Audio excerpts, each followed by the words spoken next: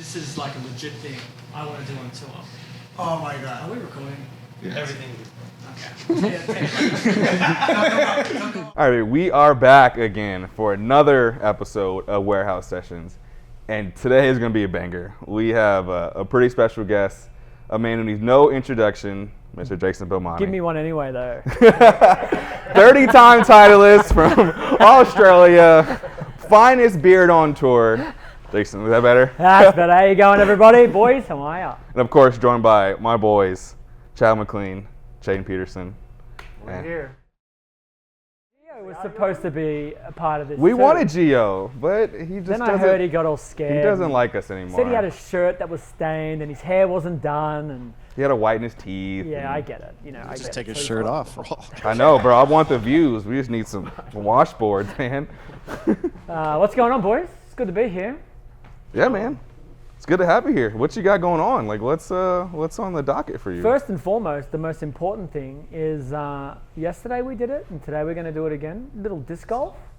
Yeah, let's go then. That was fun. I'd never done it before. It's not fair because I can't go bowl and you beat me there. Like, I gotta have something. We've got to have something. And you go out and play disc golf, and you're slinging that thing like it's. I'll tell you what nothing. you can be better than me at, and I don't know if you all, I know Chad for sure is, skiing, snowboarding. Oh, that's all, Chad. Yeah.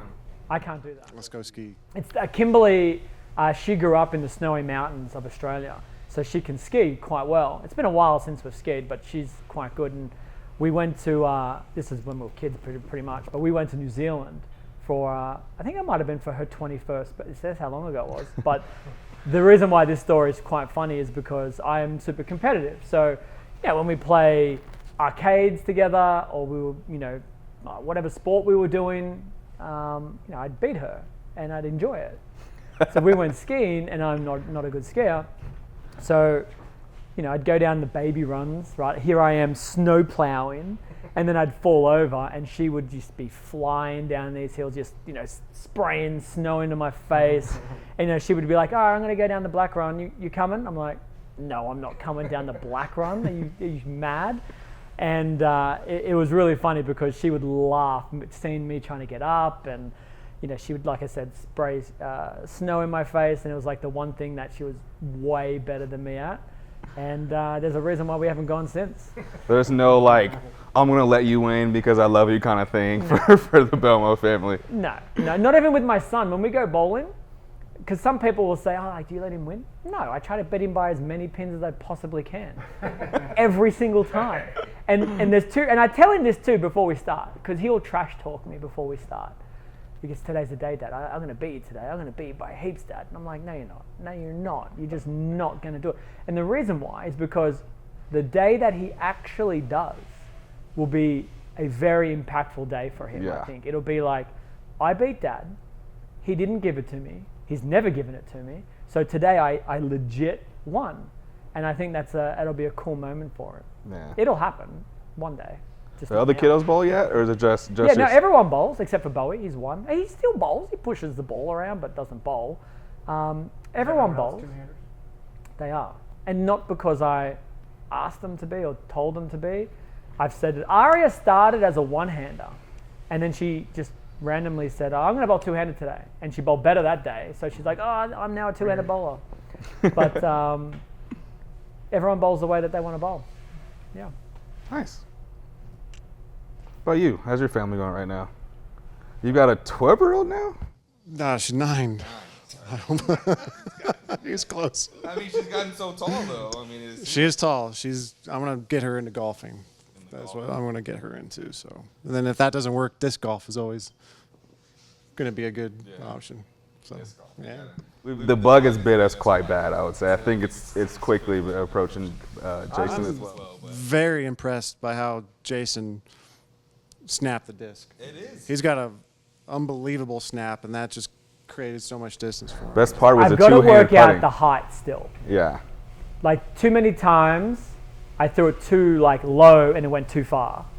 And then too many other times, I wanted to get the distance and I threw it just a little high, and then the disc really catches the air, and then it just wants to drop. Is there any disc quickly. golf in Australia? No, I don't know. I would imagine so. Yeah. I've never seen it. There's not one in my town that I know of. There's not one anywhere near me that I know of. I didn't even know where you could buy a disc golf until I asked you guys where you buy them from. So, but it's kind of cool. It's fun. I like the idea that it's a shorter course. So, in half an hour to 45 minutes, you could get around a disc golf course pretty quickly. Do you think there's anything that bowling could learn from the disc golf game at any level, professional, amateur? I mean, I've played it once, but Have you seen any other stuff like on? I have seen like a couple of and when I mean a couple, literally 2 or 3 that have popped up on my news feeds. I don't know if that's professional. They don't look professional, but there's crowds, so I'm assuming it was somewhat professional. I don't know. I don't know if we can. I'd have to dive more into the sport to know if we could learn anything from it. But I mean, you've got all the different disc golf discs. I keep saying disc golf discs. You got a lot more like similar ideas to bowling with the discs, where they have a variation of length, and I'm assuming as well, like the more expensive ones are made out of different materials, or they're made thinner or a certain way. Harder, softer. Yeah, I'm sure they would have variances in weights. So I don't know. Maybe there's a little technology bridge there with how we make things and why we make them a certain way. Maybe you could bring it into discs. I don't know. I feel like it's like bowling, where like when you just get into it, it's like the plastic ball, or just throw it straight down the lane. You have like 1 or 2 discs. Where when you bowl competitively, you've got 5, 6, 10 bowling balls that are hook more, hook less. Same thing with like disc, that's more of your thing. You know more about it. It's like there's drivers and there's distance and there's putters and heavy and light and things like that. I feel like once you get into it more, it's like just a trap. It's pretty fun. Chayton had a pretty good philosophy of what bowling could take away from disc golf. You were like emphatic about it. Remember that when we talked about that? Like you said, it's easy to get into. Yeah, I think the barrier of entry to disc golf is a lot less than bowling. Big words. No, but like you just go to Walmart or Dick's and get a set of 4 or 5 discs and go play. It doesn't cost any money. It took 45 minutes for us to play 9 holes. And we had a great time. So anybody could go golf. We had a tour here of people that had never bowled in their life and were blowing their mind with stuff. But for them to go buy a ball, they're going to have to find a pro shop in a bowling center. And they don't know what the hours are. They can't just walk into a sporting goods store, buy a ball that will hook, and go have fun like we did. So I think. But I think that all comes down to like our game is a fit. Like the saying goes, you can't out-bowl a bad fit, right? So it's such a personal thing. Honestly, it's like a pair of shoes, right? You see a pair of shoes in the window, you can't just go buy them. You have to make sure they're your size. Yeah. Otherwise, they're useless to you. And the same thing with our game. So it's a slightly different entry into our game at the level we're talking about, like even the entry into leagues and stuff like that, because you still want to have a ball that you can hold and it fits and it's not too heavy, it's not too light. Discs are very generic. Yep. Right. We can all use the same disc. We can't all use the same bowling ball. And I think that's probably the barrier that we would need to at least accept. Yeah. So we have to figure that out and say, well, if we're going to get it into Dick's or into Walmarts or everything like that, there has to be a way that almost like I know this is impossible to do, but it'd be like a mold where you just, you put your hand into it and then you heat it or freeze it overnight, and then it's like the mold is now set, so. But it's very, very tricky. I mean, maybe the idea is to educate people and to go to pro shops, and golfers do it, right? Like I know you can buy golf sets but people are well aware that there are golf pro shops. Yeah. I don't know if there's that common knowledge in the mainstream that there are bowling pro shops. I don't know if they know that. We probably need to educate people more about it. I would say so, yeah. I have a lot of friends that just one hand, 2 fingers. They don't use the thumb. I think that helps a little bit. You don't have to have a perfect fit. But if we could just get a ball that hooked more than a house ball, I think they'd have a lot more fun. I have some of my friends grab one of my balls now that I don't use a thumb hole. They just chuck it, and then all of a sudden, dead lefts off the friction, and they're like, holy crap. So Jason, performance house balls, yes or no?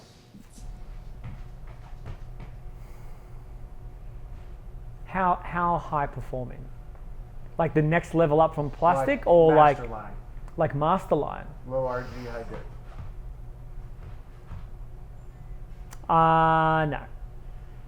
No, I don't see the benefit until you explain, because you can get a Masterline ball and 99.9% of the bowling public will still throw it straight. They're not going to generate curve, like rotation. So you have to explain how to generate rotation in order to see benefit of any reactive ball to see curve. So I mean, I think they should have like a case of them. So if you have someone who's coming more regularly, the staff could be aware, hey, this guy's coming a little more regularly. Maybe we just teach him how to create rotation and then give him one of these Masterline house balls, and then he would see that. But I think if you had a large amount of Masterline house balls, it would be wasted. No one would use them. Performance rental balls. Yeah, I could see that. Like a tropical.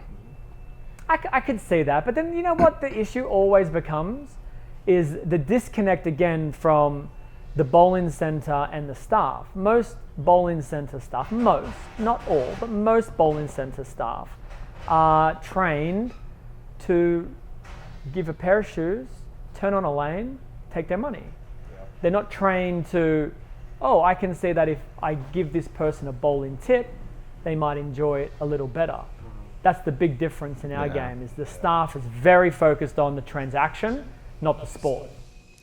Topgolf has something similar. Have you been to Topgolf? Yes. Yeah, they have the generic clubs that everybody can use, and then they have a premium set of clubs that you could potentially rent. So something kind of like a case of balls. Yeah, they have a premium set. Topgolf has done a phenomenal job of like making what people feel a traditional sport of golf, like the button-up guy who wears the loafers, right? Making it kind of fun. And I feel like those people have like gone to Topgolf are like, I totally want to go play real golf now. And I would love for like bowling to kind of have a little like niche pocket of like a Topgolf type experience to make them want to go bowl. That? We have Cosmic Play. We have every recreational bowling is Topgolf.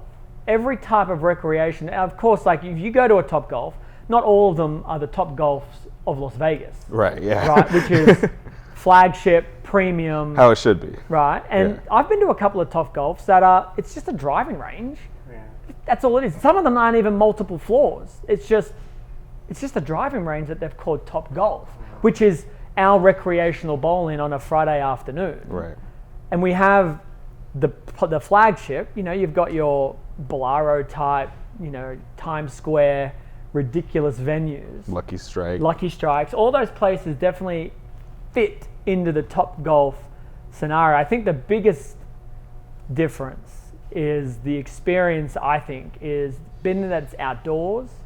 You know, I think that's kind of part of the experience of golf. Yeah. So they enjoy the outing. It's outside. Maybe they want to do it during the day and play a round of golf. That's probably the other thing, is it's like it's the dipping of the toe. It's just the driving range, right. Totally it's not the actual course. So maybe people are like, I'd like to play the course. In bowling, this is our course. It's always there. It's the same course. It's not any different at any level. The patterns are different, but that's another topic altogether. But I don't know. I do see I see what Topgolf did to golf, but I feel like we've done a lot of that in bowling already. I really do. I see a lot of good golfers go to Topgolf with friends that aren't golfers. Like I went here, and Tony Finau is at Topgolf playing with his family, obviously. But I'll play, and that introduces people that don't play golf, and I'll smack one, and it goes however far. You don't go bowling with your mate? Sometimes, not nearly as much. Why not? Maybe that's your fault. Maybe you should be encouraging it. No, you should be like, hey boys, let's go bowling this week. 100%. Or hey, every week let's make it a Thursday night bowling. Like it doesn't have to be league. Sure. It's just bowling with your mates. Yeah, I'm not the only one that doesn't do that. Why do you think that is, though? I think it's because most bowlers I don't think we're proud to be bowlers. I don't think we wear the bowling badge to our friends and say, no, this is bloody cool. And I'm going to get you guys to come bowling. I think it's the stereotype of bowlers outside of bowling is still, I think it's getting better, but I think it's still the Homer Simpson, it's the not so cool game to play, but it's fun because every time you take anyone to go bowling, very rarely do I hear, no, I didn't enjoy that. Right. Like that was a really waste of my 2-hour night. So they enjoy it when they get there, but I feel like the responsibility is we bowlers need to be like, no, this is what we're doing, friends. Like every other week where some plans have been made, top golfing, disc golfing, and yet it's very rare the bowler says, we're going bowling. And then you know what else happens is when you do go bowling, it's almost like you're embarrassed to bring your own gear. That's also But true. you bring your own golf clubs when you go golf. Like you're not afraid to pull out your own set and say, I just spent $1,000 on this set. Like you're not afraid to do that. But in bowling, we're hesitant. I don't want to get my bowling balls out of the car and show off. Why? I don't know. You made a good point a second ago where it is at least going in the right direction. I think there's two experiences or things that are happening right now really between really you and Kyle. I think Kyle brings kind of like the same thing that Guppy brought, back in his day of like fun and it's different and you really don't know what to expect. And I think something that you've created now is you have a new like trademark, I would say, when you go boom. Right. I think that's super exciting. I think that's what like is bringing that fun to the sport. It's like, where did that like the boom? Where did that come from? Like, what made you start doing that? Yeah, no idea. It just kind of happened one time. But interestingly, people they're waiting for. Like I see the comments, and if I don't do it, they will ask, "Why didn't you do it?" Or they're waiting for the moment in which, you can kind of go boom. I think this last tour finals, I let off like way too many booms. Like it was just there was just a lot happened. There were so many things happening. It was like It was a crazy boom show. This and boom that and boom this and but I don't know. Boom? I think I did my very first one was at the Chameleon Championships. I think in 2020 during the pandemic, maybe. I think, or maybe it was a 2021. No, because it was when we had the pandemic. So the World Series was postponed to later in the year. And I think there was like a little mini boom. I think I did that happened first, and then the boom came second. And then I was like, I think I need to put them together and then make it a boom. And then it's it seemed like I don't know. Without it being like a crotch chop, it seemed like Pete's crotch chop, which everyone was like, will he do it? When will he do it? It's coming at some point. Yeah. I feel like that's what I kind of looked at and was like, I think the boom could be something, he'll do it when he wins, or if there's a special moment, people will wait for it.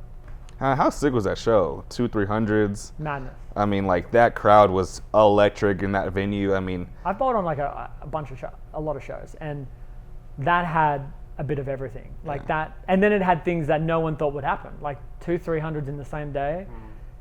Outrageous. It's outrageous. Fun show. Even funner when the last ball went down to win. So you mentioned something my favorite conversation. You talked about how sneakers fit, and you've been pretty open on social media about you being a sneakerhead. Would you consider yourself a sneakerhead? Yeah, I'm a sneakerhead. What's a sneakerhead? I'm not familiar. Just someone who loves shoes. Yeah, But I feel like it's deeper than that. Like, you don't just love shoes. You're waiting for release dates. Yeah. You're waiting for the drops. I'm involved. We have a relationship. Sneakers and I, we're an item. Yeah, we have a relationship together. No, So- I didn't expect it to happen. It was weird. What's your most expensive pair of sneaks Like on that the you paid for? okay that I've paid for. A few $100 that I've paid for, but I've got a few really good plugs that hook You know you're me a up. sneakerhead when you say plugs. So Yeah, you've given I've your got a few hookups that are pretty kind to me. I'd probably say the most expensive pair that I own is maybe $1,000, something like Yeezy? that. But No, they weren't. Well, I mean, the wave runners are what, $700 or something like that. Yeah. But now there's some Cactus Jack, Yeah.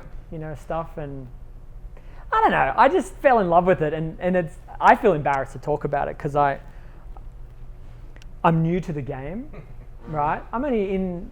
This is what, year 2, year 3 maybe, and you know when you talk to sneakerheads, it's kind of like.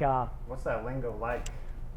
It's like bowling. When you talk to bowlers, and there's lingo that we have that only we know. It's the same in the sneaker community, but most of the people that I talk to, they've been in the game for decades. Yeah. So I feel I'm a rookie. Like I feel, even though I talk about it a lot, and people like I'm still very new to this. So when they start talking about older releases, like I'm way out of my comfort zone because I'm only in it for a couple. I know everything from the last 2 years. I feel like the releases, I'm pretty clued in. But when they start talking about, do you have any like 97 pair? Like, no, I don't own any of the released in 97, or I don't have them yet. So that's the next step, is to like go backwards in time and learn more of the history. And yeah, I feel like then I'd probably have an even deeper love for the community because I'd be more well versed. Are these shoes that you wear, or you just? I wear everything. Okay. Yeah. Nothing that I buy No dead or stock. own, no dead stock. Yeah. No, I'm not into reselling. Everything, I have 70 something pairs now, and I will wear all of them in a rotation. Some more than others. Some I save for more special occasions, but everything is in rotation. I wear it all. Are you traveling quite often with these shoes? Do you have like a travel pair that you like, these are just for flying? Or do you bring, Oh, no, when you come to the States, do you bring I have a everything? suitcase I bring now, which it's so funny because I never thought this would happen. So before I pack and travel, I get all of my clothes sorted, and I have a suitcase for that. And that's typically what it used to be. You get all your clothes, you maybe pack a pair of like bowling pant type shoes, and then a casual pair of shoes that you wear on the plane. And that would be it. Now, I had all of my stuff laid out, and Kimberly's like, I can hear her, and I'm in the garage where my suitcases are, and I'm like trying to get all my suitcases down. And she's like, "Are you bringing 2 suitcases again?" I went, "Yeah." She's like, "Oh, okay. I'm traveling to Sydney, and I'm looking for this particular suitcase. Can I have that one and you take the other one?" I'm like, "Oh, yeah, that's small. Like, I don't need that one. You're only going for, I need the big one." She's like, "Oh, your second suitcase is, it's bigger than my clothes, and it's just so I can bring all my shoes." And then I make sure that I save some room for some stock that I have here that has been collected and I've sent to friends' houses. And so then when I'm here, I can bring them home. So I have a pretty much empty suitcase. It's massive in my hotel room right now because I'm on my way to go and collect some. You really thought this through. Oh yeah. I feel like it's gonna be difficult to find any heat in Utah. I feel like you might need to travel. Here I haven't got any heat. Yeah. No. But I'm going to Newark tomorrow. Yeah. I've had to buy suitcases because I've bought more than I thought. Yeah. I've bought more than I thought. You're sitting on the suitcase trying to get it zipped up. And I look at it and I'm like, this is not going to fit. I've even gone and said, I need a tote bag, a triple tote, just so I can fit some extra shoes. Yeah. I've taken 3 balls that I was going to take home. Get a bag. And said, I'm going to leave these on the truck because I need the bag to bring my shoes home. That was a weird. It's like a little culture on tour now, like you and Kyle, Darren I started Tang. a little. So I mean, no Sean Ryan one was really like talking about it, and now it's been awesome. You got Vi, the Tangs, Yep. Kyle, obviously Sean Ryan. He's the one that really introduced me to. I'll tell you how I got into it. So I wanted to learn more about bowling shoes. And I was like, you know what, it'd be I think it's time that I got involved into Belmo branded bowling shoes. But you know what, like I know nothing about shoes. And I don't want to be that guy that, sells out and just says, hey, I'm going to put my logo on something because I can and sell it. Like, I want my audience to be like, no, like we're going to buy these shoes because I think he understands shoes or whatever it is. So I said to Sean, hey, I'm going to get into this shoe game in bowling, but before I do, tell me more about shoes. And we spoke for hours one night. And the more he spoke, the more I'm like, I'm really liking this. So then I started to buy them, and I started to learn about materials and outers and inners and just the whole community. And I'm like, man, I'm not even thinking about bowling shoes right now. I'm just looking at the release dates. I want to pick these shoes up for myself because I just want to wear them. And then that's when the addiction kind of kicked in. What's the pull? What draws you in? Is it like the tech specs, like you said, of the shoes? Two things. I said think culture? some shoes have like a little story behind them on why they were designed the way that they were, Especially which a I lot of kind the of think Jordans. is cool. Yeah, especially when you go back to, you know, a lot of the Jordan range, the early Jordans, you know, and you hear the stories, and it might even be an iconic moment that he had in a specific type of shoe, and you're like, that's kind of cool to own a piece of that history, even though it's not the exact shoe, but it's still a piece of it because he wore that style of shoe, and it's iconic. And then others, it's the way that they're made, the materials, how, you know, because you can have the same shoe made with different materials, and they look and feel completely different. So I like the idea of understanding those materials. So that kind of really got into me. And then of course there's a little hype. You know, it's the community. It's you flex. There's a little heat. People point them out, and I was shocked at how deep the community went. It's huge. Like you just I walk into a bowling center and people now are looking out to see what shoes I'm wearing. Wow. And I didn't realize it was that deep how, you know, when I see someone wearing a pair of Yeezys, I always say, hey, nice shoes, and you know, he'll say I'm back or whatever it is. So it's kind of cool. So that's the idea behind it all, why I fell in love with it. Yeah, it's definitely, that's the best part about like getting in anything is the community aspect, and it runs deep. And I think it's cool like regionally, what you wear on the West Coast compared to where you wear on the East Coast. I live in Florida, right? Which obviously Florida's not New York, but you know, Florida, it's a lot more Jordan, a lot more higher priced shoes. Right. On the West Coast, everything's like white flat bottoms. That's just the look, you know, like the Right. van type shoes. Chinese to me. I know Chayton, he likes to do some of the ball videos and some dunks and every once in a while. Yeah, I got some ones I have a pair of ones, the turbo green ones that I wear on my right foot. Gives me a little more stability. right foot. Yeah, just on my right foot. I see a lot of customs. You see a few like bowling shoes, Yeah, right. That's getting huge. sneakers that have That's turned getting. into. Oh, my dad. Yeah, my dad likes to. He'll shave down retros, like Jordan retros, Yeah. especially the cements. He'll shave them down, and then like glue on, like any kind of Velcro, and bowl in like Jordan retros. I've had a few people reach out to me that want to do a custom shoe like that. I bet that's so much more comfortable. Like that's got to be the most comfortable. Oh yeah, it's gotta be. So maybe this is a little cat out of the bag, but you know, I joined 3G a couple of years ago, and talking with the 3G team, that's something that I want to bring to the bowling shoe community. Is not sneaker-esque, not so sneakery, but to bring elements of highs, lows, dunks, ones, Yeezy, like look at everything and say, how do we make a bowling shoe that has that community flex heat around it? And I really want to do like some Belmo shoes, but I really want to limit them. I really want it to be, you go on release date, you get a pair, that's it. You either get them on that day or you don't. And if you get them, it's a flex, you know, you got that specific shoe in that colorway. That's kind of cool. Now release more, but just more releases of different colorways. Where I feel like the bowling shoe community now, we have a yearly release. You get this color and that color, and then that's it. That's all you can get. Sometimes you might get a third color come in. I'm talking about the higher end stuff. But they're pretty basic, pretty standard coloring. And then you look around, everyone's wearing the same black, the same whatever it is. Yeah.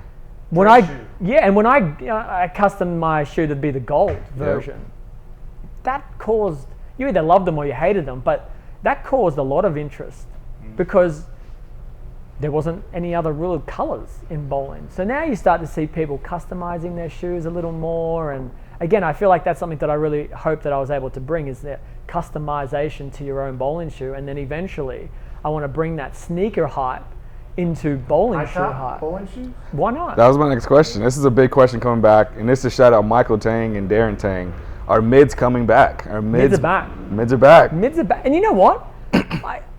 My first few shoes that I bought back home, which I hate that they're coming back because now they're getting harder to get. Yeah. But I love the mids. I love the highs, but the mids are comfy. You know, they're a little bit more purposed. I feel like you don't have to wear a specific pant because the highs can be hard to show off when you're wearing jeans because the jeans get all crumpled down the bottom. Like the mids are a little lower, and I like them. And now they're coming back. I'm like, crap, they're harder to get now because people, and the colorways in the mids are usually pretty cool. Now they're not made as nice as the ones. Right. The materials and the way they're made are probably a little substandard of the highs, but whatever. I still think they're comfy. Anyway, mids are Fair coming enough. back. What is your Grail shoe? I've got a few. I want to get a pair of turtle doves, Yeezy turtle doves, just because I really like the Yeezy brand. I think Yeezy. I think Kanye's a madman. He's out of his mind, but yeah, I think he's brilliant. And I'm about to say in all the right ways, kind of. Yeah, he's a really brilliant, crazy man. You don't get to the top by thinking like everybody else thinks. Yeah, but he's also beyond that. Like he says things that I don't even think he knows what he's saying sometimes. it just comes out, you know. But then you put him into a sound room and the music he makes, it's iconic. You know, like and his brand of shoe got me more into his music. You know, the more Yeezys I bought, the more music I wanted to get into. Let's touch on that then. Obviously, being in Australia and traveling back and forth to the States, what's like? Do you have like hype music or travel music? Like, what are you listening to if you're just like walking through the airport or you're driving the rental car or something? What's on the radio? Yeah. Come from the land down under. Please don't. No, that isn't playing too often. Sorry for the fans watching. I like a little everything. I do. I like hip hop. I like R&B. I like pop. The only music I like alternative rock. I like rock. I can listen to heavy stuff as well because I think, man, some of their drum and guitar riffs are like outrageously impressive. And the one genre I cannot get into is country. I cannot get into it. It's like how many times do I have to hear about, you know, someone's dog dying or the liquor running out or the pickup truck breaking down or, you know, the missus leaving them and breaking their heart. Like, I mean, there's only so many songs I can hear where I'm like, all right, we need something new, you know. So, and I guess you could say the same thing for like other genres. You might feel like they have a similar narrative repeated, but I don't know. I feel like in those other genres, that narrative is said differently. It's said more creatively. Yeah. I enjoy it. Anyway, I'll listen to everything. So one of my favorite questions, something I really wanted to touch on today, was, you know, for you be able to do what you do, it's incredible. You're flying from Australia. I mean, the travel time takes forever. I mean, I know there's parts that are uncomfortable, but you still find success at the level that you have, which just makes it, you endure things that people don't have to on a daily basis, you know. And you've been very open again on social media about your family and how much they mean to you and how, you know, cool it is that you're able to do what you do and have that support system. Walk us through like what it's like to, for one, win your world championship with your family being back there. You shot 300 in front of your son, things like that. Like, tell us what it's like being such a family man that you are and then leaving to go pursue your dream and be successful at it. Like, what's that been like? Yeah, well, the 300 wasn't just in front of Hugo, but it was in front of Aria and Sylvie too, and they were really excited. I mean, yeah, I said it actually on an episode of The Morning Bolt. It's a really difficult balancing act because when I'm home, I need to book something in the future to look forward to competing. Like, I need to have that flight booked so I can look forward to it, and I'm very excited and I get pumped up. But then the moment I'm driving to the airport, I want to be back home. And it's a really weird dynamic of emotional feeling to be home and want to be somewhere else, but then be somewhere else and want to be home. Like, you know, I need to clone myself, is what I said on the morning, but I need 2 of me so I can do everything, and obviously that's not possible. So in order to do that, you have to be able to balance it. You have to be able to figure out how much time away do I need to be to have a successful career? How much time away do I want to have to pursue other goals or business or other things? And then how much time do I need to be at home to be able to make sure that I don't have a career that suffers, and then a family that's happy and can handle the amount of time. And obviously having 4 children now, Kimberly has been incredible. Yeah. She's never once asked me not to go or asked me to come home early, or she's never struggled. She's never does she said, do it? I don't know. I really don't, but she does. And she works. She's a nurse, a registered nurse, so she juggles me being away, being a registered nurse, working, having 4 children, and You need a then personal assistant. Championship bowling right now. Gladly be your caddy. I could use a little help out there. I could use a little help. So I think in any work life, you need balance. And I think the times in which you don't have that balance are the most stressful for everyone. But we've done a really good job. I've done a really good job at managing that. And it all comes down to, wherever I am, you make the most of the time wherever you are. If I'm at home, I really shouldn't be thinking too much about bowling, because I'm going to try to get the most out of the time that I have with my family. But when I'm on the road, and that's my job, like I am thinking, like I say this, and I say it without any ounce of meanness, but it's like when I'm on the approach, I don't think of anyone, not my kids, not my wife, not my friends, not my parents, no one. I think about striking. That's it. And that helps me, because I feel like if I'm thinking about everyone back home when I'm on the approach, there could be things happening that make me emotionally attached to it, like a birthday or an exciting moment or a sad moment. And if I'm there in my mind, then I'm not there on the lanes, and it can really affect both. Has that been natural, or is it something you learned No, I think I later learned that. on? Yeah, I think when you first are a kid, you try to do it all together. Like you haven't worked out the formula on how to juggle it all. And so you do, and you learn, because you have moments that are stressful, and you have moments where you get mad and you're on the phone and you have fights and you're like, this isn't working. Like I need to be bowling, and then I need to be with you, and I need you to understand that, and I need to still be present enough when I'm overseas for home. So that means sacrifices. That is, hey, something really cool happened, or it's going to happen, but it's at 3 o'clock in the morning your time. So I need to wake up at 3 in the morning and get on the FaceTime and congratulate my daughter who did a dance recital or something like that, because it finishes. Or maybe it's Hugo's playing rugby, or he's bowling in a bowling tournament, and I want to show them that even though I am away, I'm right there. But that means I've got to make a few changes. And that's another part of the troubles, is I'm constantly tired overseas. I'm constantly tired, because when I'm not bowling, I'm working. And when I'm not working, I'm trying to communicate to back home. And the time zones make it really, really tricky to find that window of time where everyone's awake, everyone's finished doing what they're doing, and we all have time. Well, usually, it's late in my night when that happens. But that's part of the deal. And you feel like that's felt quite different from 21-year-old Jason chasing this dream to the age you are now? Yeah, I think 21-year-old me was a lot more selfish. If I was tired, I'd go to bed. Oh, this happened and you didn't wait up for me. Oh, I was really tired. I'm sorry.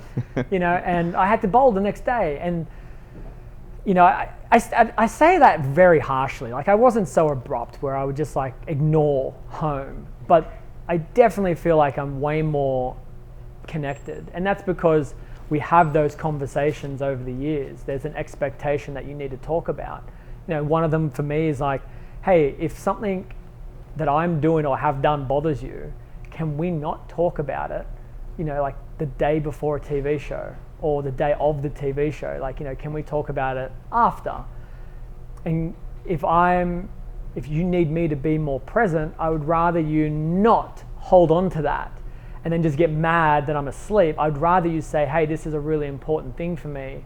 Do you think you can make it? Yeah, I can wait. What am I doing? I'm sleeping. I have no problem waking up. Because most of the time, it's not like I wake up and have to be awake for 7 hours, right, through the night. It might be for 20, 30 minutes. I can do that, you know. And those conversations over the years have led to a way healthier relationship. And it's been years since we've had arguments and fights and, you know, disagreements. We really have nailed it, you know, so it's been good. That's a piece of advice for us, bro. I feel like we should lock that in. You got to talk, communicate. I'm going to say, this is valuable information for us right now. Do you have a age that you want to be retired by? Or are you going to retire? Not that you need to or anything. Never considered myself to be someone in their mid-40s and competing on tour. When I first came out on tour, I never imagined it. I don't think I'll bowl any senior events, ever. You know, I mean, I think for me, if I bowl the senior events, it's because I've finished the national tour. And you're still over there.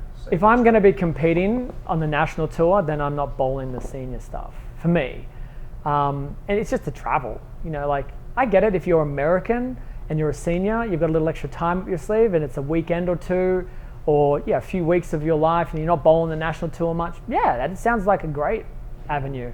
But to travel from Australia to do it, that doesn't excite me. No, it doesn't excite me. But, you know, everything can be changed because of circumstances and situations. You know, if I fall on hard times and I need to be bowling into my 50s, you know, then so be it. But I'm trying to be as smart as I possibly can, and I'm trying to work as hard as I possibly can while I'm younger, so I can afford the luxury of not having to do that. Yeah. You know, I see guys like Norm and Pete and Walter, and you know, it's not easy. Like they are not happy, you know, to be at their age bowling on the national tour every single week when they've been doing it for 25 years. You know, they want to just relax, but they're still out there for whatever reason. I don't want to be like that, you know. I would love to win a Player of the Year and then just say, I'm out of here. Yeah. You know? But I think I'll always bowl, and I'll always practice, and I'll always want to bowl, and I will probably bowl the major championships or pick a few of the majors and bowl those. It's just the weekly, you know. That grind. I don't think I could do that. No, let me fly in, let me fly out. I'll come back in a couple of months and bowl 2 majors and then go back home and then that's it. Pretty exciting the thought of, and my father's a very competitive bowler, so we've been able to bowl nationals together and bowl PBA tournaments together. He bowls a Lucy, things like that. You're going to have a time where you and Hugo are going to fly over here and bowl the World Series. Is that something that you've thought about or looking forward to at all? Or I mean, maybe. I think the expectation or the assumption that Hugo is going to do this for a living or want to be as good as he is, to be as good as he can be, to bowl that level of competition is it's probably for me a bit early. You know, he loves it. I think he's pretty good at it, but he may, you know, wake up one day and say, Dad, like I really want to take rugby further. Then that's the route that we go. I mean, I would love it if he did become a professional bowler. I know that there's probably a huge shadow for him to overcome. We would do that together, but there's no guarantee that that's what he wants to do, and I'm never going to push him in a direction. He'll. All of my children, they do what they want, and I'm just going to support whatever avenue that is. Yeah. It's a little bit like Bronny and LeBron, if they ever get to play together. Yeah, but I would be curious to ever, I mean, that would be a question I'd love to ask LeBron, is like, were you one to push or just encourage? And if he had, you know, if he goes to university and he studies a major or he studies a degree and feels like, man, you know what, I love basketball, I love to play it, but this is where I want to take my life. I see my future this way. Like, I wonder if he would be encouraging of that, or if he'd be like, hey, no, like, you know, we've got legacies to build together. You know, we've got storylines. You know, you've got crowns to pass on. I've got crowns to pass on to. Yeah. And I would hope that it's the former. I hope he would just be supportive, but I don't know. You know. Fair enough. So Chad and I were talking about this earlier. I mean, obviously Australia, to many people, is a beautiful country in many ways. But we hear a lot of stereotypes, just like you have, about America and about Australia. So people always talk about these creatures and these giant spiders and these giant like snakes in toilets. Is there any like validity to that? Is that real, or is that just crap we see on the internet? I think the difference is the level of which, right? So like when I hear an American say, "Oh, you're from Australia. I'd love to go there, but I'm scared I'm going to die as soon as I land." And I'm like, well, it's not quite. You don't get off the plane and then you take your first step into the airport and you're dodging snakes and spiders, right? Like, the airport is the airport. It's still, westernized and it's not the country. It's not the bushlands. But you can go to spots where, it's dangerous because you're in the wild, and just like anywhere, like you can go parts of America, and if you're stupid and don't know the lay of the land and you decide to jump over that log without having a look on the other side of it, you might see a snake too that might want to take a little snap at you. But I feel like they're in the city though, like everything is crept into. There's snakes and spiders in the cities, but again, it's not quite as every day you wake up you're going to see this. It's not quite like that, but you're not as surprised and shocked when you do see them. Like there are kangaroos that sometimes are bouncing down the streets of Sydney. It's unusual. It is unusual, but you see it. Where I live, you see them way more frequently. Right. I live in the country. It's a little bit more bushland. So, on my property, we're killing snakes and spiders regularly, especially in the summer. And it's actually tricky with 4 kids who you're trying to explain to them, hey, when you go outside, we need your boots on, because kids want to run outside in bare feet all the time. And every time I kill a snake, I show them. I'm like, hey, this is what I just killed, and it's 15 meters from our house. So you need to be wearing your boots when you go outside. And most of the snakes around me, they're not nice. They're not, it's not like you get bit and it's like, ow, that really hurt, but that's the end of it. Yeah. Like it's, ow, that really hurt. We need to go to the hospital. Yeah. We need to get the anti-venom. So that's the tricky part, is living in that part of the world and trying to educate children. Hey, these aren't, spiders are probably the hardest because they're everywhere. Spiders are in your house. And I saw Bowie just the other day, he's 1 and he's moving around everywhere. And he was actually commando crawling, and he was kind of going pretty slow, and then he got faster because the spider was getting away and he was after it. And then, there are some, you look at them and you're like, no, that spider's fine. Like, that's not going to hurt you. But you can't tell that to a baby because he can't distinguish, oh, that's the good one, that's the bad one. Yeah. It's just, they're all the same. So you've got to educate them that they're all bad, but they're not all bad. But so it was pretty funny when I saw him crawling after a spider. The spider wasn't too big. I don't know. It was like, It was only the size of As he looks at his palm. no, it was like, I looked at my palm because I was looking inside of my palm. But, like maybe the size of 2 quarters put together. So it wasn't like massive, but big enough for him to see. Yeah. The biggest one I ever saw, it actually freaked me out. So once a year, my dad, my uncle, and brother-in-laws, cousin-in-laws, the boys, we all get together and we go to the outback for a week. And nothing works out there. There's no... And so what exactly is outback? Like, what does that mean? Just like... This is the outback. There's just nothing out there. It's just, how do I describe it? in the country. This country? Yeah. I mean, desert-like to some degree. Like, when you think about when you're in the middle of the Nevada desert, like, you think there's nothing out there. It's the same thing in the outback, Gotcha.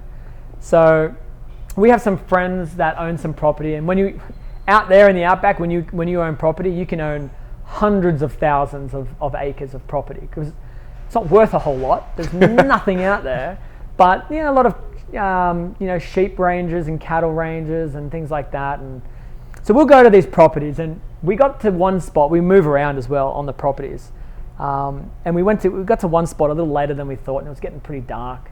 So we're like, hey, we'll build a fire, and we build big bonfires. There's a lot of dead wood out there from the trees that have fallen over. So we're chainsawing everything up, and there was this one log that was, it took 4 or 5 of us to lift and to move it over. And so we had this big bonfire going. We wanted to put this big log on it, so we were all carrying it over, and we put it on there, and we're just sitting by the fire, having fun, just talking. And I'm looking at the fire, and I'm looking at this log, and I see this thing on the log move. And I'm like, oh, that was pretty big. Like, I don't know if that was a spider, but that was pretty big. And then this spider came out of the log and was crawling in the fire and was crawling. That's the stuff nightmares are. And it was crawling down the log. And I'm looking, and I just stop everyone from, I'm like, yo, check this spider out. And so I have a photo of it on my phone. And I should pull it up because it's just to prove to you how big. It was bigger than my head. It was the biggest legs that I'd ever seen. And it was gigantic. So now we're like, well, we've got to keep an eye on this thing. Right? Like, so we're getting. So it escaped. Right? So, because it's on a fire. So it kind of jumps off the fire log and it's dark, it's pitch black, and only the light from the fireplace gives you any light at all.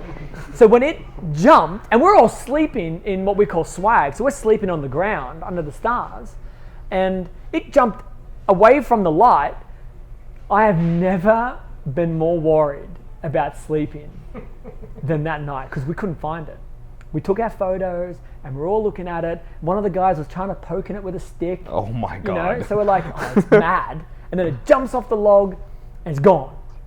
And that was a restless night. That was a restless night. And the scary other thing is, you know, when you see those videos of like spiders that in movies, they come out of a spot and there's like it's just a black blur and then they all. So when we first put that log on, before the big one came out, that's what happened. Is from under the log, all of these spiders came out. Little, they weren't babies, but they're just that literally small. is what nightmares. They're just You're right, small Chad. spiders. And there were It's what hundreds of nightmares. them. You picked this log up, right?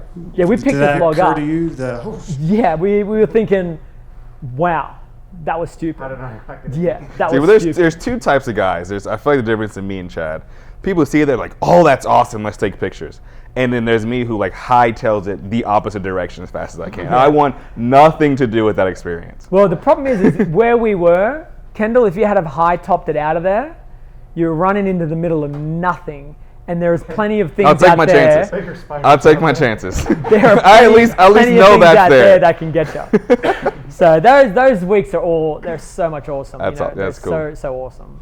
But that was the biggest spot, and it's as big as your head. Sounds like a Goliath bird-eating spider.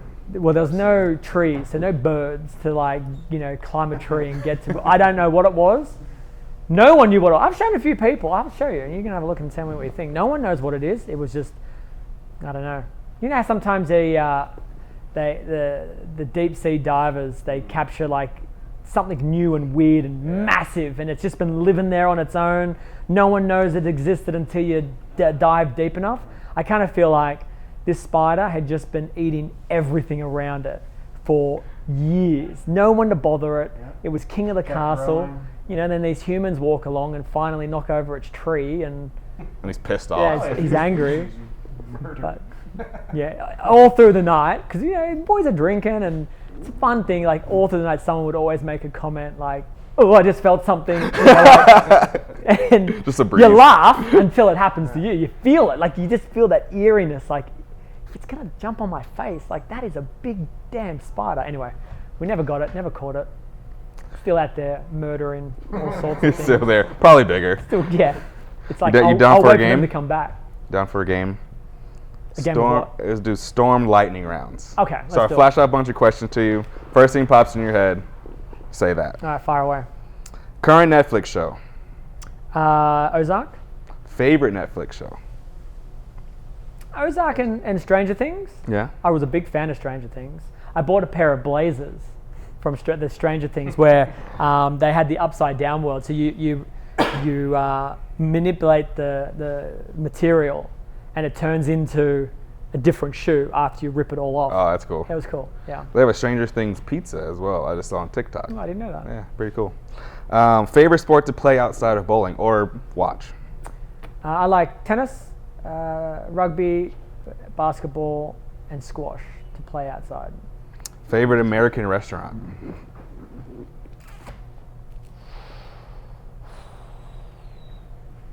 Oh, I love me a Five Guys burger. Okay. I love me a Five Guys burger. Okay. That's big beef. I don't That know. could be fights in the comments. As overrated as In-N-Out. Ooh, you looking for the smoke? You looking for the smoke, bro? You can't be saying stuff like that. You know what we need to have? This is the part of the video where you need to edit it, and then we need to like go into a black and white close up, and it was like R.I.P. After that comment, that was the last we ever heard of. Yeah. And we had that music, like doo doo doo doo. Hey, Yeah. I mean, In-N-Out fries are trash. I will give you that, but their burger is Trash fry. pretty elite. If someone said to me, "This is your last night, and you can go anywhere you want," it wouldn't be a specific place, but it would be a specific type of place. It would be a hole in the wall, mum and pop place.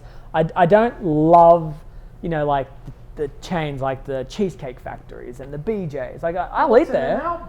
But no. That's I different. said to you, I like myself a Five Guys burger. I don't go there all the time, but I enjoy a Five Guys burger. But that isn't the restaurant that's my favorite, right? It would be a burger place from the town that I was in that someone says to me, "You got to go to this place." Yeah. It's like Dave's. Right? Or it's like Hank's. Like Lubbock, Texas. Yeah, like nowhere. whatever it is. And it's like, how do you get there? You don't know. It's just, it's down a few alleyways. You got to take a local with you. There's a knock on the door that you need a specific sequence knock. Those are the places. And that someone's I like. grandma is just like stirring giant buckets of sweet tea in the back. Yeah, it's the guy who's like says, "What do you want?" He's just coughing up stuff, and then you taste it, and you're like, that's why it's the best. Good old boy. A little bit of Waffle his House, sweat then? fell into the mix, and that's part of the recipe. Have you had a Waffle House then? Do I go to Waffle House? Yeah. I've been there. That's like the iconic, like that. What you're describing is like people That's are a like chain. smoking cigarettes, like That's a making your chain. eggs. Waffle House is a chain. Yeah, that's Right? fair. You need that diner, right? The East Coast diner that's been there for 50 years, but there isn't any other. It's the one diner. That's what it is. It's Michelle's diner, and it's the one of a kind. One of your heroes. Who's one of your heroes? Like non-cliche answer, right? Like, because Dad. Yeah, but that's cliche. You know what? I don't really know. That's a really good question. Like outside of my family, there are people that I've looked up to, but I wouldn't call them like my hero. Or someone who inspired you the most, I guess. I know that's what a hero is. Okay. Kendall. Fair enough. Yeah, Touche. I don't know who's done that the most. Because you see, like, okay, I know this is a lightning round, but I feel like I've got to explain this. It's like in bowling, I've had a few people along the way, right? Like when I was a kid, there was the best bowler in Orange. His name was Peter Brown. He was a lefty, wore a wrist guard, old, bowled very straight. The complete opposite to what you think I would be drawn to, but I was drawn to him. I did my hair just like him. I wore my clothes just like him. I was a kid. And then, I met Andrew Frawley, who was an Australian player, and I idolized him. And then I met Timmy, and for a long time, Timmy was the guy that I was emulating and trying to beat. And then you get on tour, and it's like Norm. You watch Norm and how he is and how meticulous he is in process, and you learn and you look up to the guy like that. So if I didn't have any one of them, my career is different because I took something from all of them to be me. So that's why it's so hard. That's why I was hesitant to answer. Like outside of it, you've got other sporting heroes that you just really enjoy to watch. Like I really look up to like guys like LeBron. Yeah. Someone who he gets a lot of hate, and it's because of the generation before defending their idol. That's most of his hate. Absolutely. Right? Absolutely. I don't like you because this is my guy. And I'm like, that's unfair. Like, why can't you just appreciate both for both? Like, why do you have to say one's better or the other? Why can't you say this was the guy then, this is the guy now? Yeah, we see that in bowling. We see that in bowling, and I don't get it. Like I love Jordan. Yeah. And I love LeBron. And I'm not brave enough to say who's better because they never played against each other the way that they should. They were never in their primes together. It would have been awesome if LeBron and Jordan grew up together. Yeah. And they played head to head, and then these are the two guys that you could compare because they were playing together. Last question. We'll do this last question. Slow wheel or firm with urethane? No, I love the slow wheel. It's fun. Gio's a king. Well, When maybe the I- prince of the slow wheel. That's the shot that made me famous. Like I was able to slow wheel the lane better than anyone else earlier than anyone else, and it took a few years for a few guys to work it out. So for a few years, I had that part of the lane doing whatever I wanted to. It was fun. Yeah. Well, anyways, man, we can't wait to see what you got going on in the future. We're super happy to have you here, have you join us. Safe travels on your next venture. What's next for you? I can't say the next thing. Okay. Next thing's fun, but it's I'll take it off camera. Okay. Well, on that note, we'll see you guys soon. Disappointed, Jay. You could have looked. There was a comfortable seat right there. It was just. Thank you. I know Alex knows.